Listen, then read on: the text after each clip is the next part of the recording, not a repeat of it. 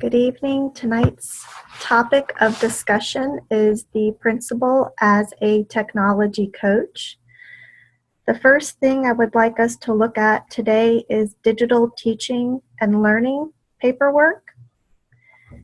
Inside this paperwork, it mentions that school and district administrators should use these competencies to improve their practice, build capacity in their staff, and drive student learning within their schools.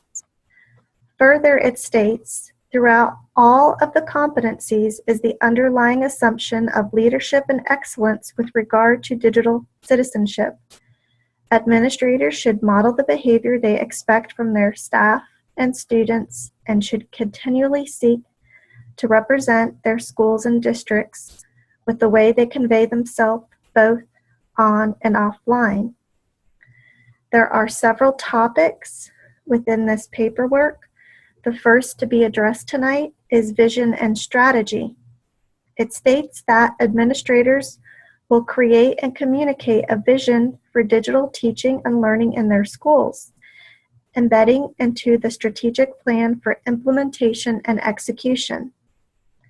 They will cultivate and articulate a clear and relevant vision and strategy for digital learning.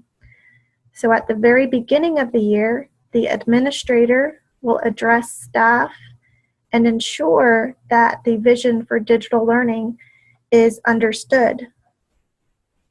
The administrator will advocate for, prioritize, and ensure equitable, sustainable access to available technology, resources, and encourage full participation of all learners in a digital learning environment.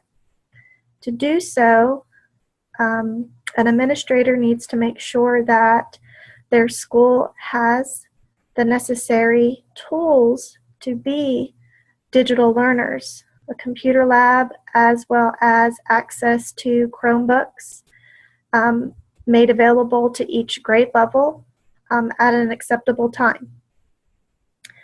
Administrators will also plan for and use funding effectively to support and sustain vision for digital learning. Throughout the year, there are several fundraisers through PTA. We also have a literacy fundraiser that takes place every year here in Cumberland County, and that raises money for media services. And at this time, it is a priority of the administrator to make sure that the school has proper access to tools that they can use for digital learning, tools such as Chromebooks, laptops, iPads even, and funding will be used in those areas. Also underneath vision and strategy, it states an administrator will facilitate a school improvement planning process that is centered around personalized learning supported by digital learning environments.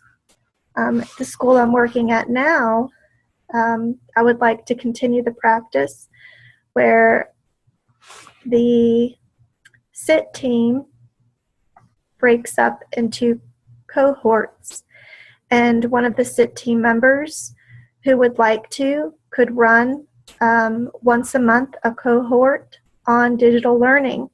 So one person from each grade level would be a part or would be a member of that particular team, PLC, and their emphasis would be on digital learning.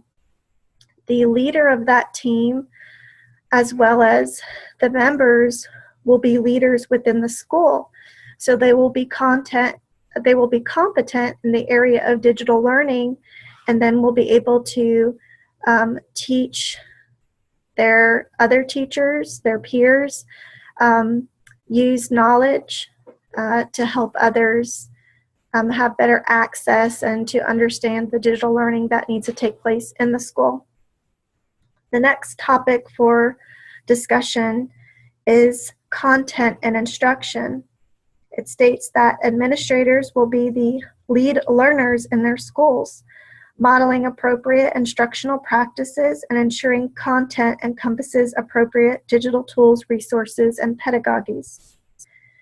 It states that administrators will promote and model positive digital citizenship as well as practical policies for communication and collaboration with stakeholders to ensure responsible, effective digital teaching and learning practices throughout all school processes. I think this particular idea goes along with having the cohorts participating in digital learning teams. And as a team, those members will come together and discuss digital learning and how they can help the other teachers in the school. I think it's also important that as an administrator, the best way to promote digital learning is to use it yourself. So that can be done by using digital learning or using technology to communicate with the staff,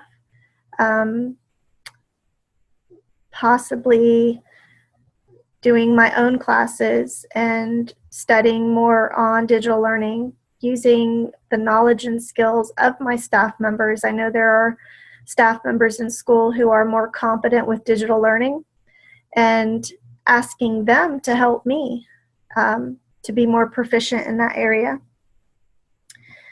Underneath content and instruction, it also further states actively advance and promote digital competencies for teachers by increasing access, opportunity, and resources for professional growth and the development or acquisition of instructional materials. I think this goes right along with making sure the staff is appropriately prepared.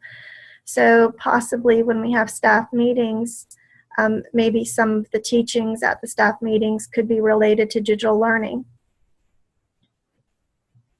The administrator will establish and use systems to analyze and share data to guide whole school and classroom level continuous improvement. So this to me sounds like an administrator will use digital data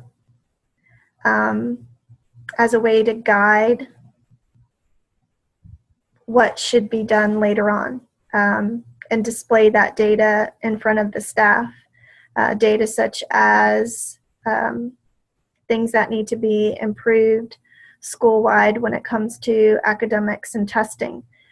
We can use digital tools to graph and share data when it comes to student performance. And lastly, under content and instruction, it states to establish and use systems for the acquisition, vetting, creation, and implementation of digital content, as well as evaluation systems for effectiveness. So once again, using data that comes from these digital tools that we're using in school, also providing teachers with that data, having access to that data, and with the programs needed for them to use to assess students so they can get that data that they need. The next topic is human capacity and culture. Administrators will leverage digital tools and resources to further develop a positive culture of learning that seeks continuous improvement among staff and students. This further states they will allocate time, resources, and access to support digital learning efforts, maximize capabilities of the school staff, and ensure ongoing professional growth for self and staff. So once again, coming together as a staff during staff meetings, offering some professional development to the staff in areas of digital learning, using the knowledge that some of the staff members already have to help others. I know right now as a teacher, I'm using one of the other staff members to help me better understand how to use Google and Google Docs, and I've been using programs such as those in my studies, but also within the classroom.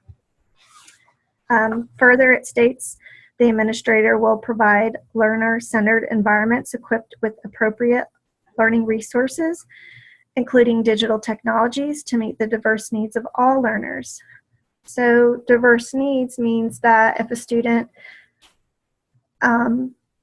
needs access to devices that help with hearing, speech language recognition, any kind of impairment that they may have, to make sure that we have access to any tools that will help them in that digital learning process. Also make sure that all classes have the ability to use digital tools. I know at least in 6th grade, all teachers have access to use digital tools anytime during the week. It could be the Chromebooks that are available to the 6th grade team only. We also have a computer lab, but we also have Chromebooks and iPads available for checkout in the media center. So I would like to continue and use my school as a model for how I would allow other teachers access to such equipment. It continues to state that administrators will build technology, pedagogy, and content knowledge capacity to current staff members and create channels for strategic recruitment of talented new hires.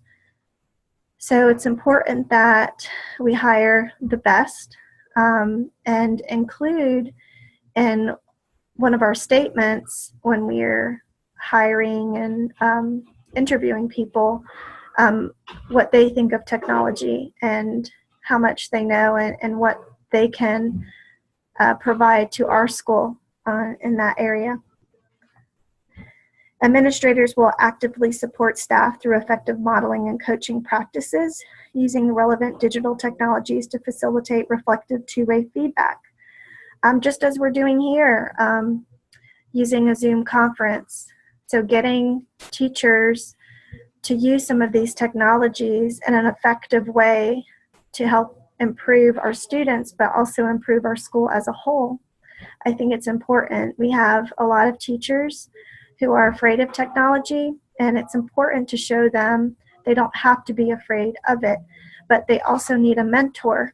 Just as new teachers need mentors to help with their first few years of school, some of the seasoned teachers need mentors for this new technology that is creating a stir amongst education, and a good stir, and they need to use it and not be afraid of it. Our next topic is personal growth and connectedness. Administrators will develop a personal learning network and demonstrate a dedication for continued growth and excellence. How? They will reflect on, share, and model emerging, promising practices regarding effective use of technology for continuous growth, instructional gain, communication with stakeholders. So one of the biggest things for teachers is, okay, you're telling me about all of this, but how can I use it in the classroom? How will it be effective for me? As an educator, that's what I want. I want something easy. I want something that's really going to be working in the classroom, not just I use so the kids have fun. So it's important that when you send these other teachers and staff members out to learning about these new technologies, we want them to come back and teach the staff about them, and make sure it's related to something that's happening in the school that can help with improving. One of the biggest things that was brought back by our media specialist last year was related to literacy. We found a literacy program that was a tech tool that now every ELA teacher is using in the classroom, and it's been effective in increasing the nonfiction related scores on our EOG and even SMA benchmark tests. The administrator will connect with and learn from educators, industry experts, locally, nationally, globally. I think I've already mentioned this, how other people can teach you a lot, and as an administrator being open to that, we have a very savvy third-year teacher in our school who has been teaching all of our staff members a lot about technology. And even our principal at this time is learning a lot from him, and she's using what she's learning and creating that bridge. So then now teachers want to use it, and will begin using it to communicate amongst each other using Google Calendars and Google Documents. I just started using a Google Doc with a parent to communicate behavior back and forth, rather than the old-fashioned behavior log that you would, staple to a folder and send home every day. So these are the ways that I think we can grow and connect with each other in school, but also the stakeholders outside of school, and show them what we are using. It also states we will evaluate emerging and current technologies for their potential to enhance learning. Just recently, we looked at 2 new technologies that we're thinking about purchasing for our school. It's not going to be a quick decision. We want to see, as a school, how can we use this, and how is it going to increase the learning of our students. And I think once the teachers are comfortable with that, then the administrator will look at funds and see what funds are available to purchase such a product. And the last topic is community. Administrators will engage all stakeholders in the purpose and function of the school, leveraging multiple types and points of connection and communication to ensure the constant effective flow of information and input. Model responsible use of technology, including but not limited to communication, social, ethical, legal, and global issues. Facilitate and leverage effective partnerships between the school and the greater community, and leverage online communication channels to create and maintain open discourse and collaboration with community stakeholders. This right here goes right along with bridging that gap. Getting the community involved with what we're doing in school and sharing that use of technology. We want to model responsible use of technology. The students are so familiar with social media. A form of social media that we use in school is Edmodo. So right away, we teach the students how to use Edmodo and the correct practices when using it. Rules and regulations, and continually talking about these things throughout. Students don't understand in social media what goes online stays online, and when you think you delete it, it's really not deleted. So continually educating our students in our community about those issues when it comes to technology is going to be relevant here. We want to use digital learning, we want to use technology in schools, but we do have to understand there's also responsibility that goes along with its use, and we want to regulate that and share with them the correct way to use it, the correct way to text your friends. What kind of pictures should we send our friends? What's appropriate and what's not appropriate? Because these are things that, our children are, it's happening in their lives. This is going to end our discussion today on our topic of digital learning, and we will continue our topic at a later date. Thank you for listening.